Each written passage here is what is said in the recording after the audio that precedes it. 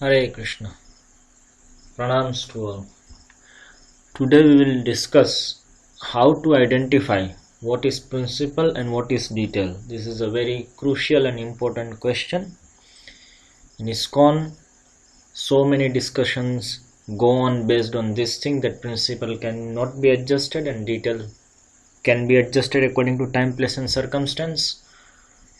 But hardly anyone has been able to provide how to identify what is principle and what is detail, and basically majority of difference of opinion depend on this, because some people consider a particular thing as principle while other consider that as detail and want to adjust. So let's first of all see Srila Prabhupada's quote, famous quote in this regard from Nectar of Devotion. Srila Rupa Goswami states that his elder brother Sanatan Goswami has compiled Hari Bhakti Vilas for the guidance of the Vaishnavas, and therein has mentioned many rules and regulations to be followed by the Vaishnavas. Some of them are very important and prominent, and Srila Rupa Goswami will now mention these very important items for our benefit. The purport of this statement is that Srila Rupa Goswami proposes to mention only basic principles, not details. For example, a basic principle is that one has to accept a spiritual master. Exactly how one follows the instructions of his spiritual master is considered a detail. For example, if one is following the instruction of his spiritual master and that instruction is different from the instructions of another spiritual master, this is called detailed information. But the basic principle of acceptance of spiritual master is good everywhere, although the details may be different. Srila Rupa Goswami does not wish to enter into details here, but wants to place up before us only the principles. It's a very famous quote. Now it is to be noted here, Srila Prabhupada only gives an example, but he does not give how we can exactly understand in any case what is a principle and what is a detail. For instance, here Srila Prabhupada gives the example of the principle of accepting a spiritual master, and detail is that how exactly one follows him is a detail. But there are many more things in between that. Who is a spiritual master? Who is a disciple? How a disciple surrenders unto spiritual master? All these things are there. So that is also not mentioned in principle. But if you go to Hari Bhakti Vilas, you will find all these details.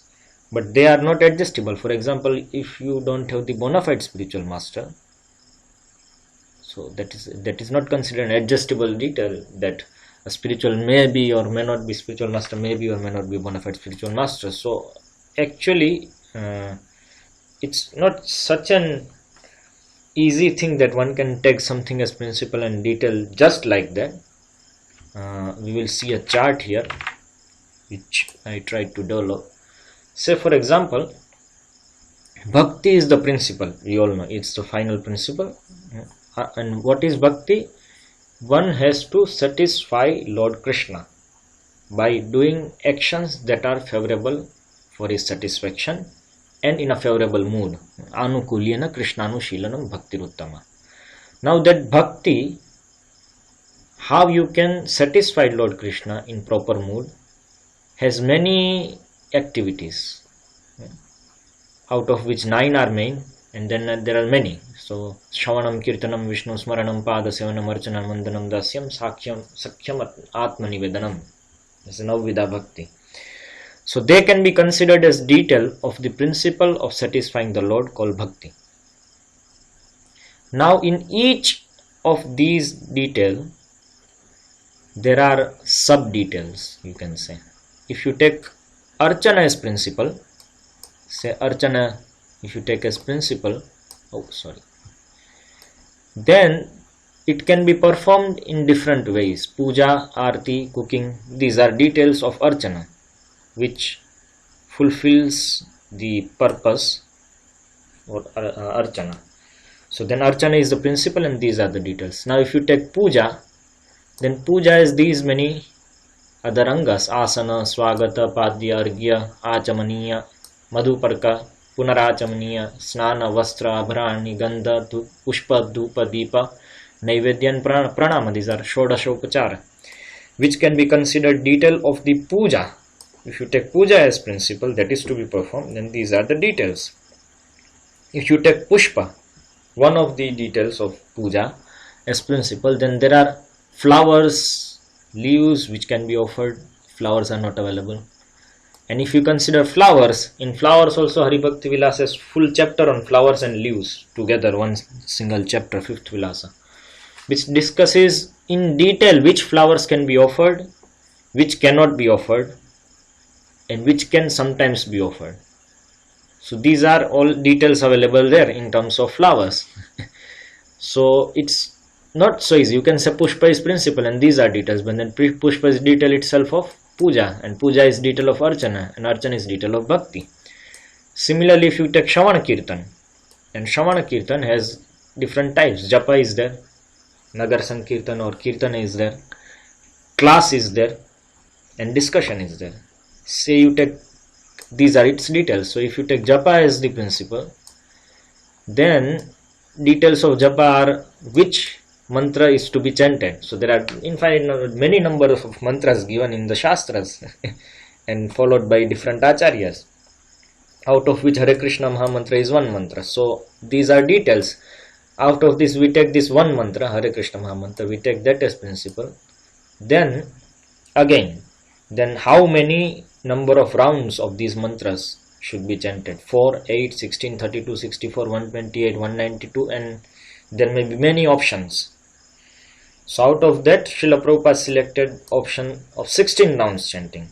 So now if you check 16 rounds at principle, chanting 16 rounds of the Hare Krishna Mahamantra's principle, then again there are details to that. Should we finish it in few installments, or should we finish it in one go? We can finish it sitting, we can finish it standing, we can finish it walking, in different ways. So these are details of this.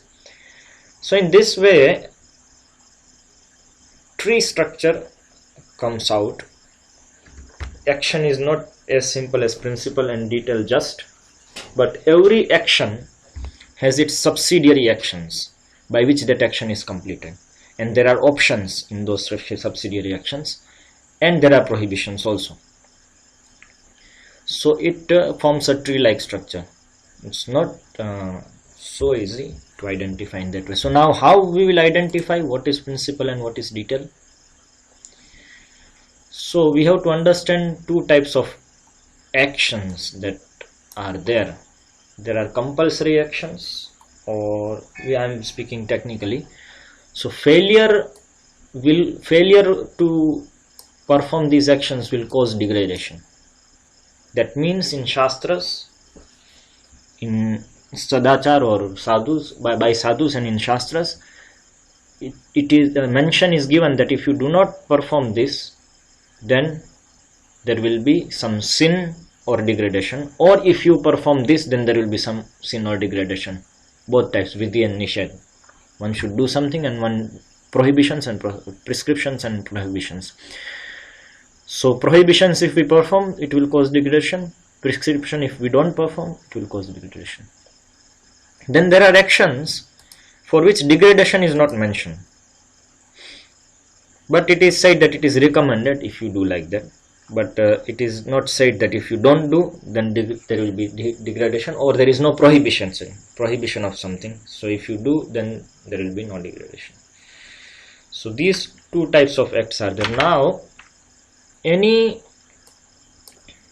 particular action you take, say japa, it will have different options, and then any option you select, it will have again different options like this. So which can be adjusted and which cannot be adjusted? Those which will not, adjusting which will not cause degradation, only they can be adjusted. Those acts which are going to cause degradation, for which the degradation is mentioned, cannot be adjusted. This is the basic rule of the Mimamsa Shastra. So that's why compulsory acts have to be done with its subsidiary acts adjusted according to this consideration, that only those acts which do not cause degradation can be adjusted. So a rule can be made out of that. Adjustment should not have been prohibited by Shastra or Sadhu or Guru. The adjustment should not have been prohibited by them. Then it is possible to adjust. Only in those things it is possible to adjust. Otherwise, adjustment will cause degradation. Now we can take a few examples to understand this. We can go for Archana. So Archana is principle, these are details. Then Puja if you take as principle. Then if we take Pushpa as principle, then comes flowers. So say for example, in a particular, now we are always considering time, place and circumstance, correct? So this is why we need to know these things, adjustments and other things, because we go to preach for different places and different devotees are there in different times, places and circumstances. For example, Dhruva Maharaj was there in forest, so he had to perform worship of the Lord according to the means available there. So say for example, in your particular place there are 1000 types of flowers available total. Out of that 850 are prohibited by Shastras. You are able to find it out. So only 150 remain that you can offer to the Lord after the first filter of Shastra we applied. Then out of these 150, 75 of these are prohibited by Acharyas, that you should not offer these to the Lord. So then only 75 remain with us, that out of these 75 we can select any flower to offer to the Lord. And 30 of these are prohibited by your Guru. So Srila Prabhupada said only these 30 should be not offered to the Lord. So then we are remained with 45 types of flowers which we can choose to offer to the Lord out of the 1000 which are available. Now it may so happen that none of the flowers that the Lord like the most and that may be widely used in India are available in particular country, say Serbia. But there are few flowers available in Serbia that are not prohibited by Guru, Sadhu and Shastra, but which may have never been used in India. Then these flowers can be used in Serbia. There is no prohibition for that. So this is how we apply Guru, Sadhu, Shastra filter and ultimately come to the details of flowers. Because if you see in Nectar of Devotion, this particular part is mentioned out of 64 angas to offer flowers to the Lord. And Rupa Goswami says that you go to Hari Bhakti Vilas to understand those which can be offered, which cannot be offered, and their whole discussion has come in 5th Vilasa, that which flowers should be offered, which flowers should not be offered, what if the offerable flowers are not available, then what to do, and ultimately leaves can also be offered, like that many things. And then there is all discussion on leaves. So this is how we used according to Desha Kala Patra these considerations. That's why Prabhupada said one needs to be intelligent to apply things according to Desha Kala Patra, time, place and circumstance.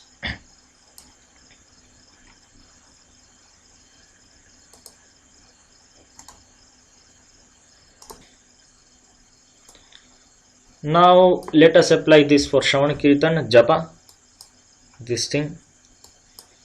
So now one must perform Japa, that is already said in Shastra. If you don't do that, then one may be degraded. So it may be taken as principle. And then different mantras are there, out of which our Sampradaya has selected the Hare Krishna Maha Mantra. So doing Japa of any other mantra as our regular practice sadhana is prohibited, and Hare Krishna Maha Mantra is to be accepted. So Hare Krishna Maha Mantra we can select. Some other Sampradaya may have some other mantras, then they are not at all wrong in that. They should be doing that. But we as our Sampradaya, we have followed Hare Krishna Maha Mantra. So this we cannot adjust. We cannot say, a follower of the of our Sampradaya cannot say that I will chant some other mantra and not Hare Krishna Mantra. Then that will be wrong. You cannot adjust chanting of the Hare Krishna Maha Mantra. You cannot replace it by some other mantra. Okay. Now in terms of numbers of rounds, how many rounds to be chanted of the Hare Krishna Maha Mantra? So Shastra is not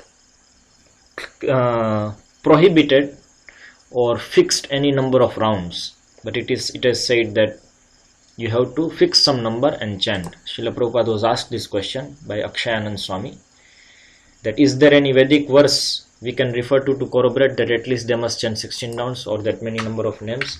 Prabhupada says no, in the Shastra it is not said like that. It is said Sankhya Purvak, you must fix up in numerical strength. Morning Walk, Vrindavan, December 11, 1975. So now Srila Prabhupada, Bhaktisiddhanta Saraswati Thakur selected 64, Haridas Thakur was chanting 192, and Srila Prabhupada selected 16. So a question may arise, can we select 4 now? Because Shastras do not prohibit it. Answer is that yes, you can select 4 if your Guru has not prohibited going below 16.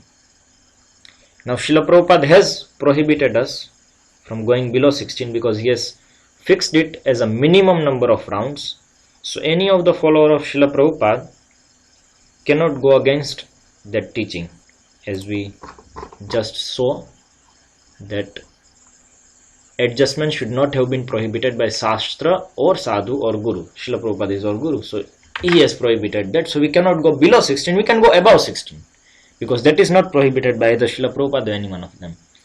Okay, so then this is a non-adjustable detail which we have 16 number of rounds. Now in that 16 number of rounds, how should we chant? Walking, standing, sitting, in one go, in few installments. So that these are details. Now finishing 16 rounds, you cannot say you don't finish, but you have to, but you can walk and finish, you can stand and finish, you can sit and finish. It may be said sitting and finishing in one installment, that's in one go, is the best. But Srila Prabhupada or Shastras or any Acharyas have not prohibited that you can walk and chant, that you cannot walk. They have not prohibited to walk and chant or stand and chant or to chant in few installments. So these are available options that we have, which are not going against any Guru or Sadhu or Shastra. And so one can have options. A follower of Srila Prabhupada can have option. He can sit and chant, he can stand and chant, he can walk and chant according to time, place and circumstance. If he is sick, he cannot walk, he can sit. If he is getting sleep, the circumstances is like that, he can start walking. And like that, if someone is very busy, he can finish in installments. Although recommended may be in one go, but then according to time, place and circumstance, these are adjustable things. But this is not adjustable. So like that, we have to apply these rules to understand what is adjustable and what is not adjustable.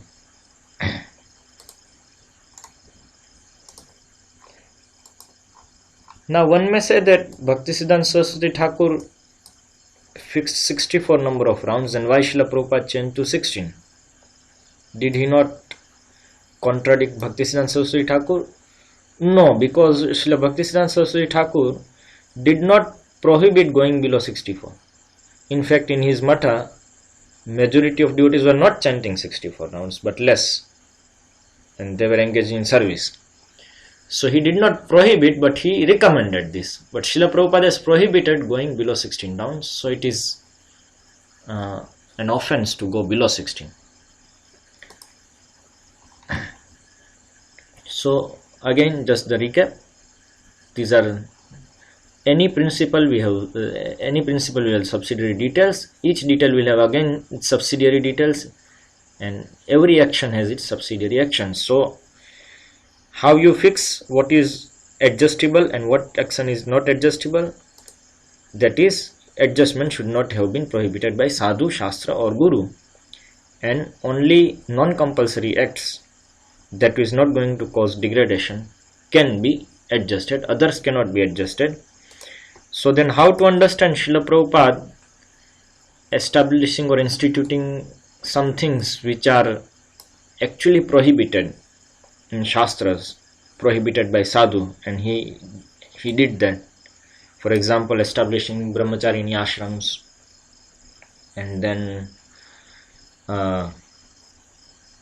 Yeah, like that, many things. So how to understand that? And we can understand it like this. He had to do it because if you see, there are hierarchy in principles also, in whatever not adjustable also there are hierarchies. So to when a lower principle clashes with a higher principle, then a lower principle may need to be temporarily adjusted, considering that there will be wrong effects of that, there will be causes of degradation, but anyway if you don't adjust it, then there will be bigger degradation because the bigger principle is at risk. So Prabhupada had to adjust many things, but there is a difference in adjusting these things. These adjustments cannot be permanent because these adjustments have to be reverted back to normal, because in making such adjustments you are incurring much chances of degradation because you are adjusting these things, but you are forced to adjust that. So if you do not revert back after the situations are normal, then these degradations due to this adjustment will cause big problems. This is famous in medical field that a patient's situation becomes so critical that he needs to be given some medicine which is actually prohibited and very harmful for his health, and doctor knows that, but he takes that risk to give that medicine just to save that patient. And as soon as the patient is saved to some extent, he is little normal, he will stop that medicine, because otherwise the effect of medicine will kill that person itself. There is some example of, say, chemotherapy for cancer. So it may be used to save that person temporarily, but if one goes on giving chemotherapy, the person will die out of chemotherapy. So like that. So Prabhupada did adjust those things and wanted to revert them back. For instance, in case of Brahmacharini ashram, Srila Prabhupada famously said, I'll just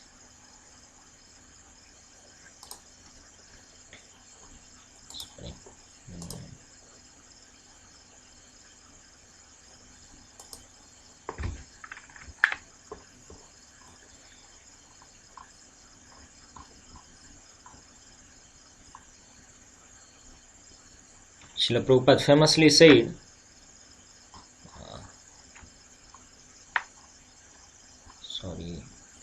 that the Brahmacharya ashram's good success is very good news, but the best thing will be if the grown-up Brahmacharinis get married. According to Vedic culture, woman is never to remain independent. I shall be glad if the Brahmacharinis can have nice husbands and live as grahasthas. Letter to Satsvarpa, Montreal, 8 August 1968. So this is what Srila Prabhupada wanted. He adjusted, but he wanted it reverted back to the normal Varnashrama culture. So hope this will help to some extent. And I apologize for not being able to explain it in systematic way, because this is the first time I am doing it. I am trying to make it more systematic, but for now this may work. Hare Krishna. Thank you very much.